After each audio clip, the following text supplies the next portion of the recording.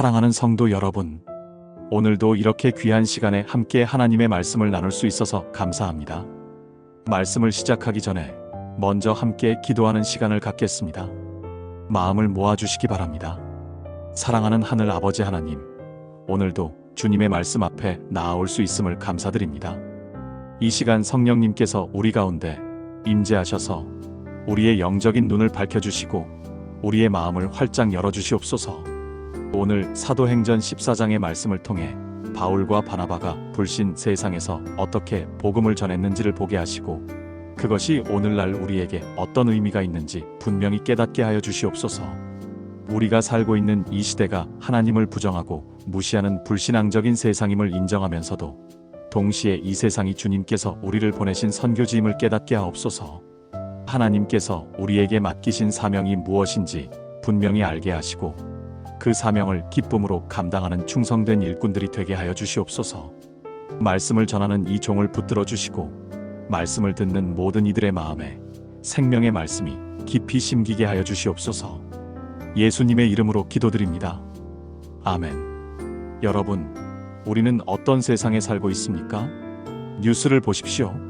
신문을 읽어보십시오. SNS를 살펴보십시오. 온통 하나님과는 상관없는 이야기들로 가득합니다. 사람들은 돈 이야기, 성공 이야기, 연예인 이야기, 정치 이야기에는 열광하지만 하나님 이야기, 영혼 이야기, 구원 이야기에는 관심이 없습니다. 학교에서는 진화론을 가르칩니다. 우주는 빅뱅으로 시작되었고 생명은 우연히 발생했고 인간은 원숭이에서 진화했습니다. 창조주 하나님은 교과서에 없습니다. 직장에서는 성과와 효율을 이야기합니다. 더 빨리, 더 많이, 더 높이 마이너스 이것이 현대인의 모토입니다. 하나님의 뜻, 하나님의 인도하심 같은 것은 비과학적이고 비합리적인 것으로 여겨집니다. 미디어에서는 상대주의를 외칩니다. 절대적 진리는 없다. 각자의 진리가 있을 뿐이다. 모든 종교는 같다.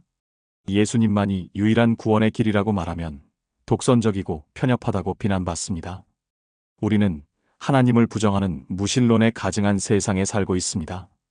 이 세상은 진화를 주장하며 창조를 부정합니다.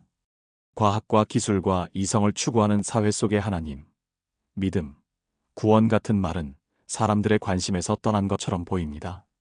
하지만 여러분, 역설적이게도 이런 불신앙적인 세상에서 사실 사람들은 더욱더 심각한 영적 갈증을 느끼고 있습니다. 우울증 환자가 증가하고 있습니다. 자살률이 높아지고 있습니다. 중독이 만연하고 있습니다. 관계가 무너지고 있습니다. 가정이 파괴되고 있습니다. 왜 그럴까요? 인간은 물질만으로, 과학만으로, 이성만으로 살 수 없기 때문입니다. 인간은 영적인 존재입니다. 하나님의 형상대로 지음받은 존재입니다. 하나님 없이는 진정한 만족과 평안과 기쁨을 누릴 수 없습니다. 바로 이러한 불신 세상 속에 살아가는 저와 여러분에게 하나님께서는 적극적으로 이루어야 할 사명을 주셨습니다. 오늘 우리는 사도행전 14장에 나타난 바울과 바나바의 모습을 통해서 하나님이 불신 세상 속에서 살아가는 신자에게 맡기신 일들이 무엇인지 함께 살펴보고자 합니다. 이 말씀을 통해 우리 모두가 이 시대의 사명자로서 하나님께서 우리에게 맡기신 일을 분명히 깨닫고 그 일을 기쁨으로 감당하는 충성된 종들이 되기를 주님의 이름으로 축복합니다. 그럼 지금부터 함께 말씀 속으로 들어가 보시겠습니다. 먼저 오늘의 본문 중 핵심 구절인 사도행전 14장 15절부터 18절을 함께 읽어보겠습니다. 이르되 여러분이여 어찌하여 이러한 일을 하느냐. 우리도 여러분과 같은 성정을 가진 사람이라 여러분에게 복음을 전하는 것은 이런 헛된 일을 버리고 천지와 바다와 그 가운데 만물을 지으시고 살아계신 하나님께로 돌아오게 함이라. 하나님이 지나간 세대에는 모든 민족으로 자기들의 길들을 가게 방임하셨으나 그러나 자기를 증언하지 아니하신 것이 아니니 곧 여러분에게 하늘로부터 비를 내리시며 결실기를 주시는 선한 일을 하사음식과 기쁨으로 여러분의 마음에 만족하게 하셨느니라 하고 이렇게 말하여 겨우 무리를 말려 자기들에게 제사를 못하게 하니라. 이 본문의 배경을 살펴보겠습니다. 바울과 바나바는 1차 선교 여행 중이었습니다. 그들은 루스드라라는 도시에 도착했습니다. 루스드라는 로마의 식민지 도시였고 그리스 마이너스 로마 문화가 지배적인 곳이었습니다. 그곳에서 바울은 나면서부터 걷지 못하는 사람을 고쳤습니다. 사도행전 14장 8절부터 10절에 그 이야기가 나옵니다. 그런데 이 기적을 본 루스드라 사람들이 어떻게 반응했습니까? 14장 11절부터 13절을 보면 그들은 바나바를 제우스라고 하고 바울을 헤르메스라고 하면서 소와 화환을 가지고 제사를 드리려고 했습니다. 이것은 엄청난 오해였습니다. 바울과 바나바는 하나님의 사도였지 신이 아니었습니다. 그들은 하나님께 영광을 돌리려고 했지 자신들이 영광을 받으려고 하지 않았습니다. 그래서 바울과 바나바는 옷을 찢고 무리 가운데 뛰어들어가 외쳤습니다. 여러분이여 어찌하여 이러한 일을 하느냐? 그리고 오늘 본문의 메시지를 전한 것입니다. 바울은 루스드라 사람들이 잘못된 방향으로 가고 있다는 것을 확신했습니다. 병자를 고쳤다는 이유만으로 바울 자신과 바나바를 그리스 신들로 여겨서 소와 화환을 가지고 제사를 드리려고 한 모습에 너무나 큰 충격을 받았습니다. 바울은 루스드라 사람들이 심각한 잘못을 범하고 있음을 대담하게 지적했고 나아가야 할 옳은 방향을 제시했습니다. 모든 사람은 여호와 하나님께 감사하고 그분을 예배해야 하는데 그리스 마이너스 로마의 신들과 같은 엉뚱한 대상을 예배하는 것은 심각한 잘못이라고 비판했던 것입니다. 그랬더니 어떻게 되었습니까? 19절을 보십시오. 유대인들이 안디옥과 이고니온에서 와서 무리를 충동하니 그들이 돌로 바울을 쳐서 죽은 줄로 알고 성 밖에 끌어내치니라. 바울은 돌에 맞아 거의 죽을 뻔했습니다. 사람들은 그가 죽었다고 생각하고 시외로 끌어냈습니다. 죽은 줄로 알고 시외로 끌어내칠 정도로 심각한 테러를 당했습니다. 하지만 20절을 보십시오. 제자들이 둘러섰을 때에 바울이 일어나 성에 들어갔다가 이튿날 바나바와 함께 더베로 가서 놀랍지 않습니까? 바울은 일어났습니다. 먼지를 툭툭 털고 일어나서 그 성에 다시 들어갔습니다. 그리고 21절 복음을 그 성에서 전하여 많은 사람을 제자로 삼고 루스드라와 이고니온과 안디옥으로 돌아가서 다음 날 더베로 가서 복음을 전했고 그 후에는 루스드라, 이고니온, 안디옥으로 다시 돌아가 복음을 전했습니다. 자기를 죽이려고 했던 그 도시들로 다시 돌아간 것입니다. 어떻게 바울과 바나바는 이렇게 멈추지 않고 움츠러들지 않고 계속해서 이 도시 저 도시를 다니면서 복음을 전할 수 있었습니까? 오늘 우리는 그 답을 찾고 우리도 그들처럼 불신 세상에서 하나님께서 맡기신 사명을 충성되이 감당하는 방법을 배우고자 합니다. 하나님이 불신 세상에 사는 신자에게 맡기신 첫 번째 일은 무엇입니까? 사람들을 돌이켜서 구하라. 15절을 다시 보십시오. 여러분에게 복음을 전하는 것은 이런 헛된 일을 버리고 천지와 바다와 그 가운데 만물을 지으시고 살아계신 하나님께로 돌아오게 함이라. 이런 헛된 일을 버리고 마이너스 무엇이 헛된 일입니까? 우상 숭배입니다. 사람의 손으로 만든 신을 섬기는 것입니다. 피조물을 창조주보다 더 경배하는 것입니다. 살아계신 하나님께로 돌아오게 마이너스 이것이 바울의 목표였습니다. 사람들을 헛된 것에서 돌이켜 참되신 하나님께로 인도하는 것이었습니다. 오늘날도 마찬가지입니다. 현대인들이 섬기는 우상은 무엇입니까? 돈입니다. 성공입니다. 명예입니다. 권력입니다. 쾌락입니다. 자기 자신입니다. 이런 것들이 현대인의 우상입니다. 사람들은 이런 것들을 추구하며 행복을 찾지만 결국 공허함만 남습니다.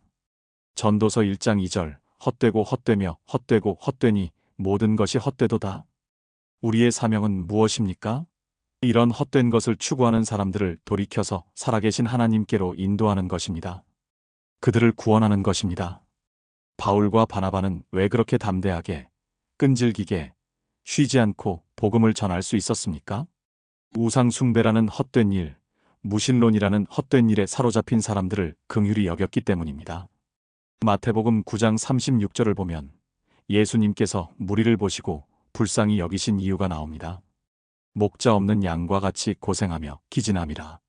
바울도 마찬가지였습니다. 루스드라 사람들을 보면서 이들은 목자가 없구나. 이들은 진리를 모르고 있구나.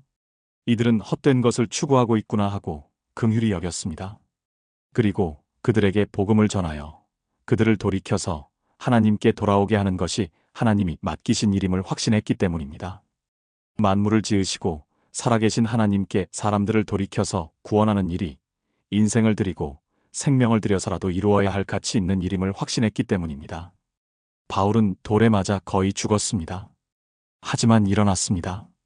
그리고 다시 복음을 전했습니다. 왜입니까? 영혼을 구원하는 일이 자기 생명보다 더 중요했기 때문입니다. 고린도후서 5장 14절 그리스도의 사랑이 우리를 강권하시는도다. 그리스도의 사랑이 바울을 강권했습니다. 예수님께서 우리를 구원하시기 위해 십자가에 달려 돌아가셨습니다. 그 사랑을 경험한 바울은 다른 사람들도 그 사랑을 경험하게 하고 싶었습니다.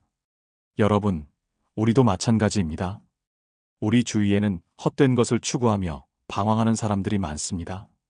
우리 가족 중에, 우리 친구 중에, 우리 직장 동료 중에, 우리 이웃 중에 아직 예수님을 모르는 사람들이 있습니다. 그들을 긍휼히 여기십시오. 그들에게 복음을 전하십시오. 그들을 헛된 것에서 돌이켜 살아계신 하나님께로 인도하십시오. 마태복음 28장 19절 그러므로 너희는 가서 모든 민족을 제자로 삼아 아버지와 아들과 성령의 이름으로 세례를 베풀고 이것은 선택사항이 아닙니다. 명령입니다. 예수님께서 우리에게 주신 지상명령입니다. 나의 주위 사람들이 헛된 일을 버리고 살아계신 하나님께 돌아올 수 있도록 구원의 손길을 내미시기 바랍니다. 구원의 메시지를 선포하시기 바랍니다. 너희는 가서 모든 민족을 제자로 삼아라고 하신 예수님의 명령을 따라 잘못된 방향으로 헛된 일을 추구하는 자들을 살아계시며 생명을 주시는 하나님께 돌이켜 구원하는 일에 충성을 다하는 우리가 되기를 간절히 바랍니다. 하나님이 불신 세상에 사는 신자에게 맡기신 두 번째 일은 무엇입니까? 사람들이 믿음에 머물도록 격려하라. 22절을 보십시오. 제자들의 마음을 굳게 하여 이 믿음에 머물러 있으라 권하고 또 우리가 하나님의 나라에 들어가려면 많은 환난을 겪어야 할 것이라 하고 바울과 바나바는 복음을 전해서 사람들을 구원하는 것으로 끝내지 않았습니다. 그들은 돌아가서 제자들을 다시 방문했습니다. 왜입니까? 그들의 마음을 굳게 하기 위해서, 그들이 믿음에 머물러 있도록 격려하기 위해서입니다. 불신 세상에서 믿음을 지키는 것은 쉽지 않습니다. 핍박이 있습니다. 조롱이 있습니다. 차별이 있습니다. 유혹이 있습니다. 바울 자신이 돌에 맞아 죽을 뻔했습니다. 루스드라의 제자들도 그것을 보았습니다.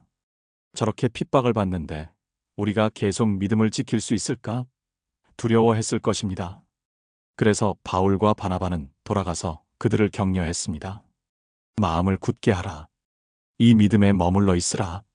우리가 하나님의 나라에 들어가려면 많은 환난을 겪어야 한다. 하지만 두려워하지 말라. 하나님께서 함께 하신다. 불신 세상에서 살아가는 우리 신자들은 서로 간에 마음을 굳게 해주어야 하고 이 믿음에 머물러 있으라고 서로 권면해야 합니다. 히브리서 3장 13절 오직 오늘이라 일컫는 동안에 매일 피차 권면하여 너희 중에 누구든지 죄의 유혹으로 완악하게 되지 않도록 하라. 히브리서 10장 24절부터 25절 서로 돌아보아 사랑과 선행을 격려하며 모이기를 패하는 어떤 사람들의 습관과 같이 하지 말고 오직 권하여 그날이 가까움을 볼수록 더욱 그리하자. 우리는 서로를 격려해야 합니다. 목장에서, 사역 부서에서, 믿는 가정에서 서로를 격려해야 합니다. 형제님, 요즘 힘드시죠? 하지만 포기하지 마세요. 하나님께서 함께 하십니다. 자매님, 지금은 환난의 시간이지만 잠깐입니다. 환난 이후에 하나님이 주실 영광은 영원합니다. 얘들아, 학교에서 놀림 받아도 괜찮아. 예수님께서도 핍박받으셨어. 하나님께서 너희와 함께 하신다. 이렇게 서로를 격려해야 합니다. 목장과 사역 부서에서 하나님 나라에 들어가려면 반드시 환난을 통과해야 한다는 것을 상기시켜줘야 합니다. 믿는 가정에서 식구들끼리 환난은 잠깐이며 환난 이후에 하나님이 주실 영광은 영원하다는 것을 말해주어야 합니다. 하나님은 신자들이 서로 그렇게 격려하기를 원하십니다. 예수님께서도 요한복음 16장 33절에서 이렇게 말씀하셨습니다. 세상에서는 너희가 환난을 당하나 담대하라. 내가 세상을 이기었노라. 환난이 있습니다. 하지만 담대하라고 하셨습니다. 왜입니까? 예수님께서 이미 세상을 이기셨기 때문입니다. 그런데 여기서 중요한 것이 있습니다.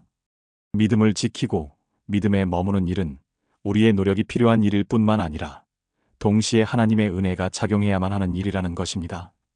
우리가 아무리 노력해도 하나님의 은혜 없이는 믿음을 지킬 수 없습니다. 반대로 하나님의 은혜가 있어도 우리가 노력하지 않으면 믿음을 지킬 수 없습니다.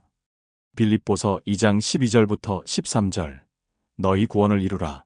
너희 안에서 행하시는 이는 하나님이시니 자기의 기쁘신 뜻을 위하여 너희에게 소원을 두고 행하게 하시나니. 우리는 구원을 이루어야 합니다. 우리의 노력.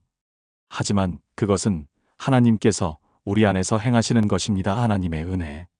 그러므로 우리는 각자가 일마다 때마다 기도하는 일과 말씀을 듣고 읽고 공부하고 묵상하고 암송하는 일에 더욱 힘써야 합니다. 동시에 하나님의 능하고 선하신 손이 우리를 꼭 붙드시도록 기도해야 합니다. 요한복음 10장 28절부터 29절 내가 그들에게 영생을 주노니 영원히 멸망하지 아니할 것이요 또 그들을 내 손에서 빼앗을 자가 없느니라. 그들을 주신 내 아버지는 만물보다 크심에 아무도 아버지 손에서 빼앗을 수 없느니라. 하나님의 손이 우리를 붙들고 계십니다. 아무도 우리를 하나님의 손에서 빼앗을 수 없습니다. 인간의 노력과 하나님의 은혜가 함께 역사할 때 환난과 핍박과 어려움을 혹시 만나게 되더라도 능히 그것을 이겨내며 하나님 나라를 이루는 우리가 될 것입니다. 서로를 격려하십시오. 서로의 믿음을 강하게 하십시오. 서로가 믿음에 머물도록 권면하십시오. 그것이 하나님께서 우리에게 맡기신 두 번째 사명입니다. 한 간증을 나누고 싶습니다. 제가 아는 한 청년의 이야기입니다. 이 청년을 최 형제라고 부르겠습니다. 최 형제는 대학교 2학년 때 예수님을 영접했습니다. 캠퍼스 선교단체를 통해 복음을 듣고 감격해서 믿음을 받아들였습니다. 처음 1년은 정말 은혜로웠습니다. 매일 말씀을 읽었고 기도했고 선교단체 모임에 빠지지 않고 참석했습니다. 친구들에게도 열심히 복음을 전했습니다. 그런데 3학년이 되면서 문제가 생기기 시작했습니다. 전공 공부가 어려워졌고 과제가 많아졌고 취업 준비를 해야 했습니다. 교회 출석이 불규칙해졌습니다. 선교단체 모임도 한 달에 한두 번 나갔습니다. 큐티도 일주일에 한두 번으로 줄었습니다. 더 큰 문제는 주변 친구들의 반응이었습니다. 너 요즘 이상해. 교회 다니더니 완전 꼴통 됐어. 21세기에 하나님을 믿는다고? 유치하다. 과학 모임에도 안 나오고 너 우리랑 친구 안 할 거야? 최 형제는 점점 흔들리기 시작했습니다. 내가 너무 과한 건가? 신앙생활을 조금 느슨하게 해도 되지 않을까? 친구들과의 관계도 중요한데. 그렇게 6개월이 지났습니다. 최 형제의 신앙은 거의 무너질 지경이었습니다. 교회도 한 달에 한 번 나갈까 말까, 기도도 거의 안 하고 말씀도 안 읽었습니다. 그때 한 선배가 최 형제에게 연락을 했습니다. 선교단체에서 같이 활동했던 이 선배라는 형이었습니다. 형제님, 요즘 어떻게 지내세요? 오랜만에 만나서 밥 한번 먹어요. 최 형제는 부담스러웠지만 나갔습니다. 밥을 먹으면서 이 선배가 물었습니다. 형제님, 요즘 신앙생활 어때요? 제가 보기에 많이 힘들어 보이는데. 최 형제는 솔직하게 털어놓았습니다. 형, 솔직히 말씀드리면 요즘 정말 힘들어요. 친구들은 저를 이상하게 보고 공부도 어렵고 신앙을 지키는 게 너무 어려워요. 포기하고 싶어요. 이 선배는 최 형제의 손을 잡고 말했습니다. 형제님, 저도 그런 시간이 있었어요.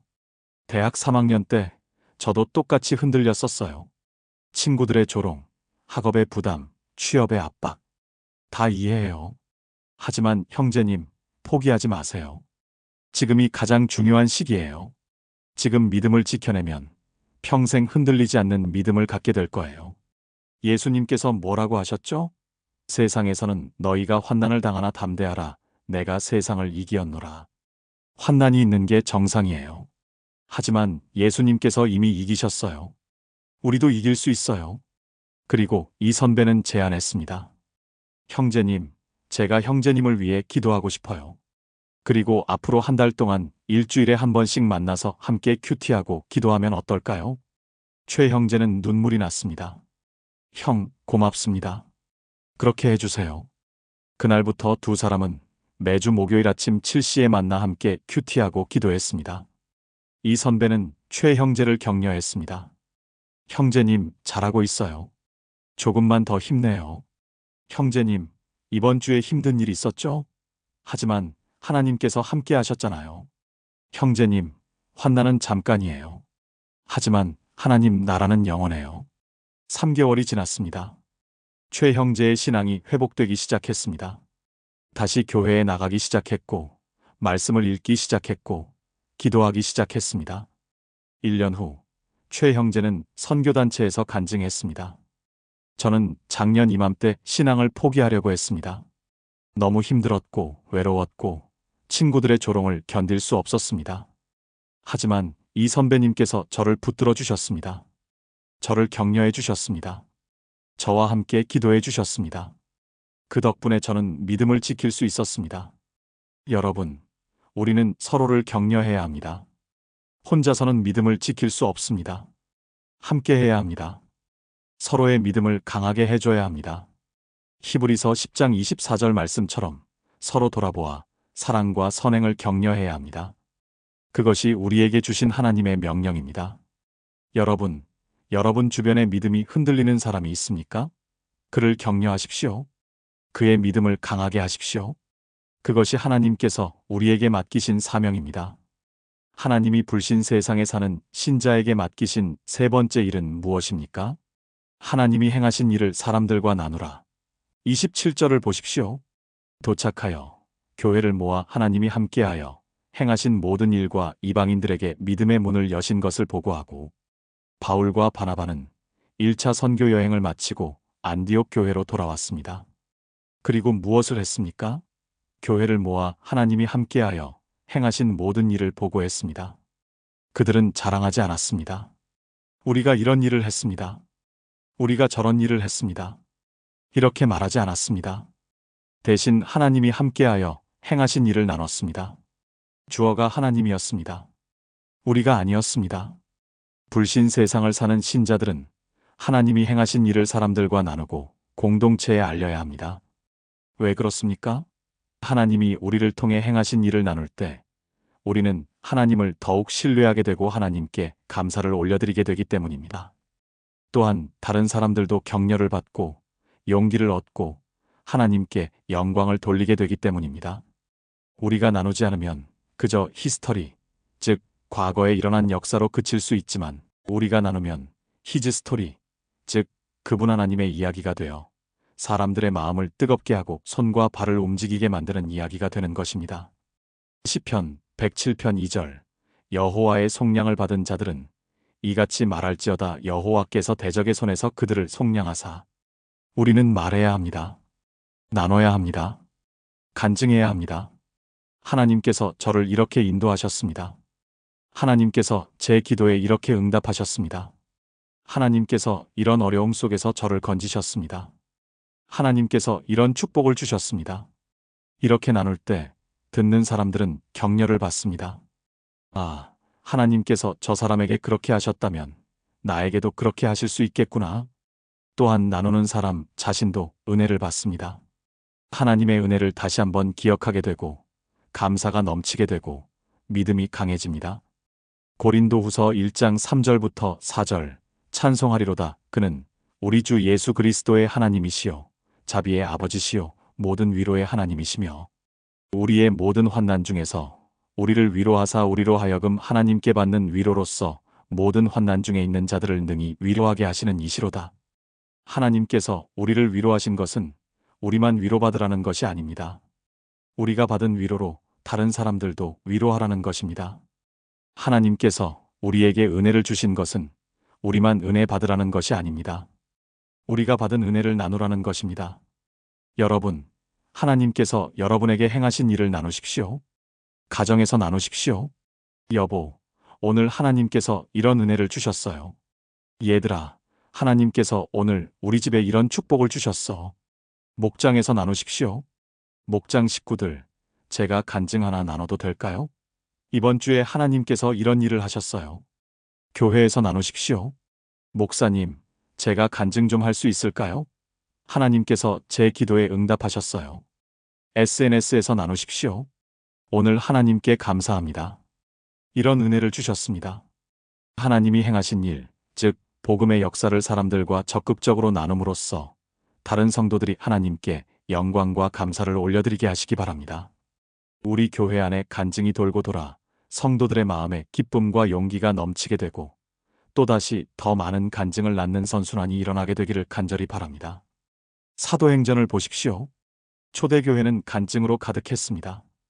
베드로의 간증, 바울의 간증, 빌립의 간증, 그 간증들이 교회를 세웠고 성도들을 격려했고 복음을 전파했습니다. 우리 교회도 그렇게 되기를 소망합니다.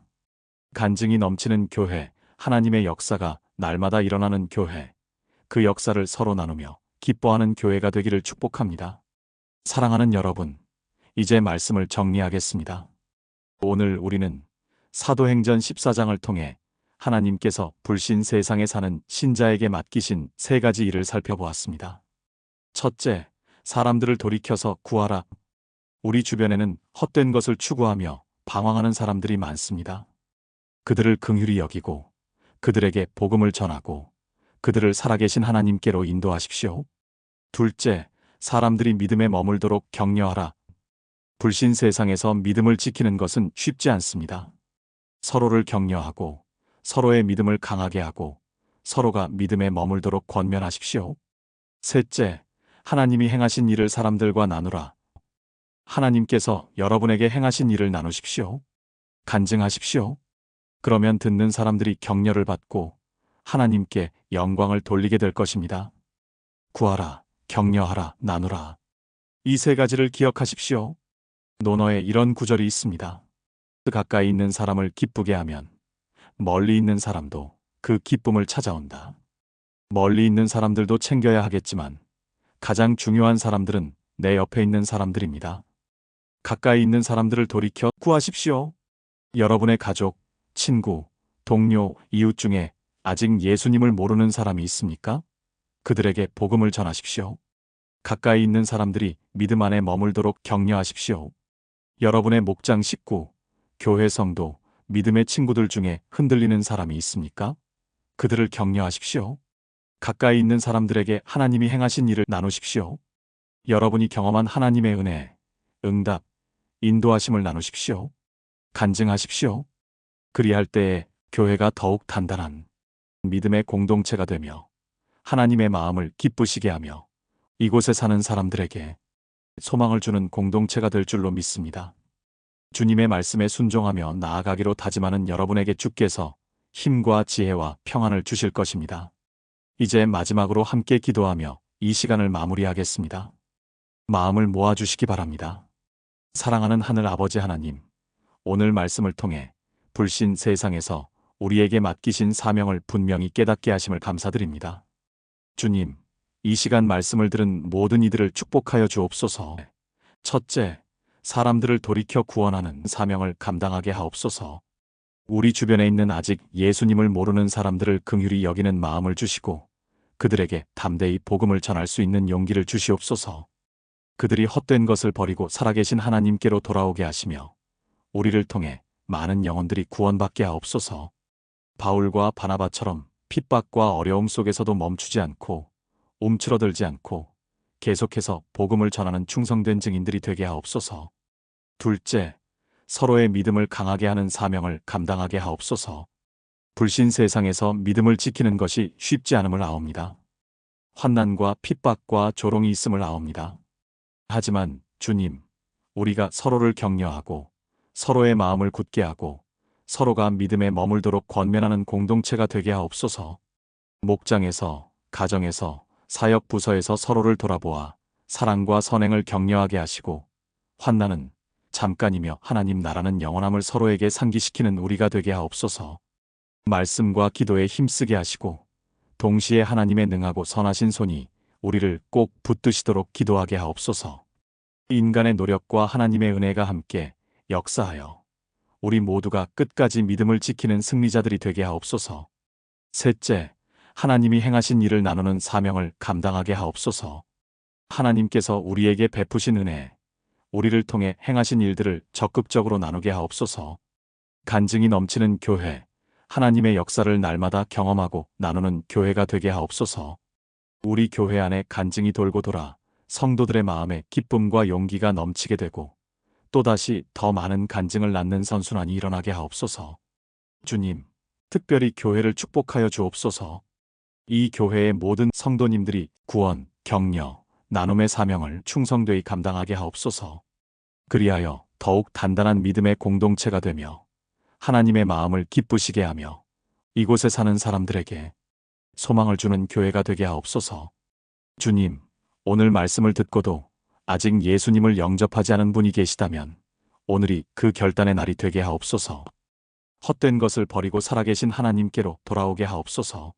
마지막으로 우리 모두에게 힘과 지혜와 평안을 주시옵소서. 불신 세상에서 사명을 감당하는 것이 쉽지 않음을 아옵니다. 하지만 주님께서 함께 하시면 능히 이길 수 있음을 믿습니다. 세상에서는 너희가 환난을 당하나 담대하라. 내가 세상을 이기었노라는 주님의 말씀을 붙들고 담대히 나아가게 하옵소서. 우리 모두가 충성된 증인으로 신실한 격려자로 기쁨의 간증자로 살아가게 하옵소서. 이 모든 말씀 우리 주 예수 그리스도의 이름으로 기도드립니다. 아멘. 사랑하는 여러분, 오늘 긴 시간 동안 함께 해주셔서 감사합니다. 우리는 불신 세상에 살고 있습니다. 하지만 낙심하지 마십시오. 두려워하지 마십시오. 하나님께서 우리와 함께 하십니다. 그리고 하나님께서는 우리에게 귀한 사명을 주셨습니다. 사람들을 돌이켜 구원하는 일, 서로의 믿음을 강하게 하는 일, 하나님이 행하신 일을 나누는 일, 이 세 가지를 기억하시고 이번 한 주 동안 실천하시기 바랍니다. 여러분 옆에 있는 사람 중에 아직 예수님을 모르는 사람이 있습니까? 그에게 복음을 전하십시오. 여러분 주변에 믿음이 흔들리는 사람이 있습니까? 그를 격려하십시오. 하나님께서 여러분에게 베푸신 은혜가 있습니까? 그것을 나누십시오. 그리할 때 여러분을 통해 하나님의 나라가 이 땅에 확장될 것입니다. 댓글로 여러분의 다짐과 간증을 나눠주시면 함께 기도하겠습니다. 우리는 혼자가 아닙니다. 우리 모두가 함께 불신 세상에서 하나님의 사명을 감당하는 동역자들입니다. 다음에는 더 은혜의 말씀으로 찾아뵙겠습니다. 사랑합니다. 여러분 모두가 충성된 증인으로 신실한 격려자로 기쁨의 간증자로 살아가시기를 주님의 이름으로 축복합니다. 하나님의 은혜와 평강이 여러분과 함께 하시기를 기도합니다. 구원, 격려, 나눔. 이 세 단어를 가슴에 품고 이번 한 주를 살아가시기 바랍니다.